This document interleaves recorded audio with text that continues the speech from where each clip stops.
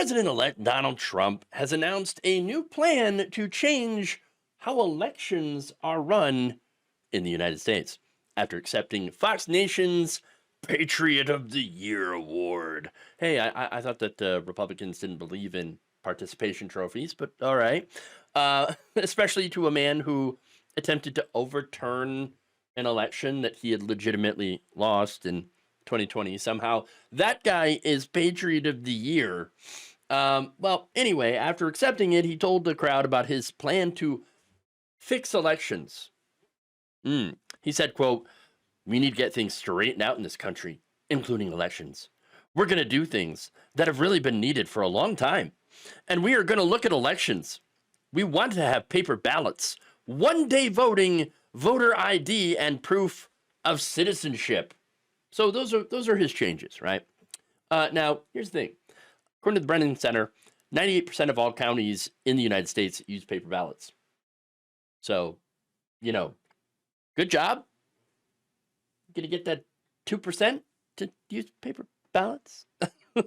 And when it comes to voter ID, it turns out 8 states have enacted voter ID laws since 2020, which brings it to a total of 35 states that require a government-issued ID to vote in person.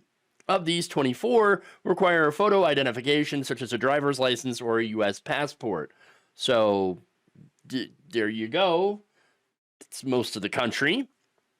Now, the issue, of course, with this and his citizenship papers requirement is that it obviously would disproportionately disenfranchise non-white Americans. Of course. Now, why is that? That's because that paperwork is just not as easily accessible to certain people. Turns out you need to have money. I know. Or have reliable transportation, or hell, even just time off to hit the Secretary of State's office to get the required paperwork. It's not impossible to do, obviously, but it is a pain in the ass. Some people can't afford to take a day off to wait in line for a voter ID. Not everybody is able to drive, so they wouldn't have a driver's license, whether it be from disability or poverty, can't afford a car. Not everybody has access to or even needs a vehicle.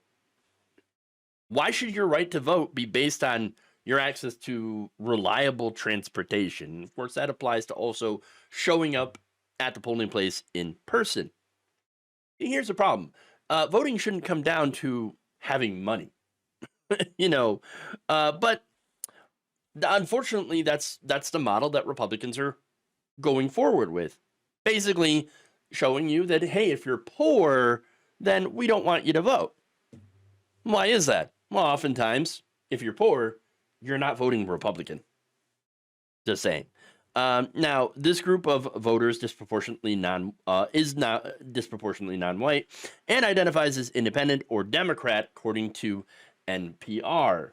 Now, that said, this election, Donald Trump did get a lot of members of the working class. All right, but let's be clear, they got a lot of white guys. All right, especially young white men. And so let's be very clear about which parts of the working class did go towards Donald Trump. Now, that said, Trump also went after mail-in and early voting. In 2024, 88,233,886 mail-in and early person votes were cast nationally, with 47 states now allowing some form of early voting. So, but he doesn't like that. He doesn't like that. Now, of course, some people ask, well, what's the issue with you not being able to show up on election day? Other people could do it.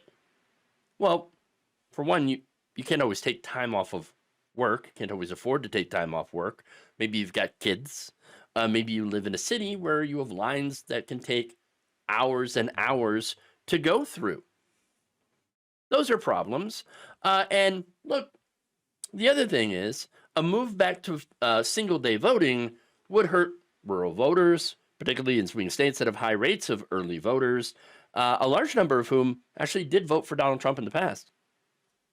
Now, this would also disproportionately affect disabled voters whose voter participation was boosted in 2020 thanks to mail-in voting. So, at the end of the day, look, unless Donald Trump designates a voter holiday for all of his proposed changes and assistance to people to help them get voter IDs, then this is nothing more than just voter suppression based on nonsense conspiracy theories. Okay. Remember, Trump had called mail-in ballots, quote, both dangerous and corrupt, claiming that they lead to, quote, massive electoral fraud and a rigged 2020 election. He then blamed mail-in ballots for his election loss, even though he had himself used mail-in ballots. And in 2024, Trump and his campaign actively encouraged early voting. In a series of virtual town halls and robocalls, Trump's daughter-in-law, as well as Donald Trump, actively encouraged voters to take advantage of early voting options, including mail-in ballots. So, yeah, Laura Trump happens to be co-chair of the Republican National Committee. So, basically, there's a lot of hypocrisy here. Okay? Now, here's the thing, though. While there have been some isolated cases of election fraud as a result of postal voting, such as in the 2018 North Carolina primary, which was rerun after a consultant for the Republican candidate tampered with absentee voting papers, the rate of voter fraud overall in the U.S. is less than 0.0009%. Yeah. So we're getting into the 0.000s. Okay. This is according to a 2017 study by the Brennan Center for Justice. Now, there has been people that commit in-person voter fraud, sometimes voting twice. The vast majority of those happen to be Republicans. Ironic. Trump voters. In fact, FEC head Ellen Weintraub said, there's simply no basis for the conspiracy theory that voting by mail causes fraud. Yeah, so, look, all of this seems like a way to blame his previous loss on non-existent voter fraud, right? And then to fix it while disenfranchising Democratic voters so that Republicans can continue to win elections until their voters realize that they're being robbed by Republicans. I mean, that's the reality, right? We all know Republican voters vote against their own material interests. If they're members of the working class, if they're union members, things like that, they're voting against themselves, right? Now, the Republican voters who are not voting against themselves are primarily people who are super wealthy. So obviously they're going to help themselves because Donald Trump's going to give them a whole bunch of tax cuts. Yes. But as far as the working class voters, they're distracted by wedge issues. Like, for example, the trans issue. Like, they spent over $200 million on anti-trans ads. Okay.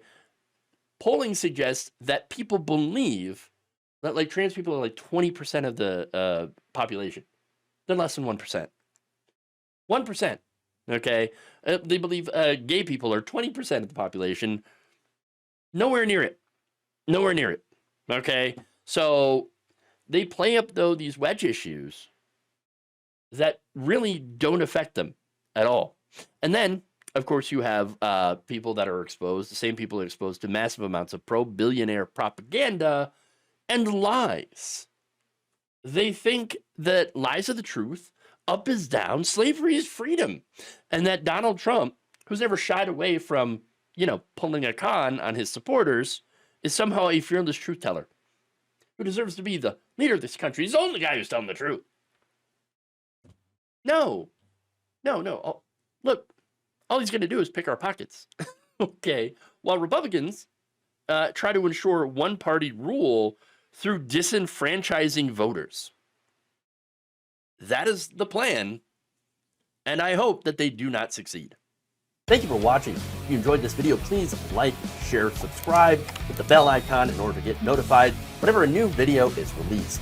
And if you want to support independent, progressive media through this difficult time where it seems like everybody is shutting down, you can become a member on our YouTube page, you can become a subscriber on Facebook, or you can go to my Patreon. It's patreon.com/Jeff Waldorf. Thank you.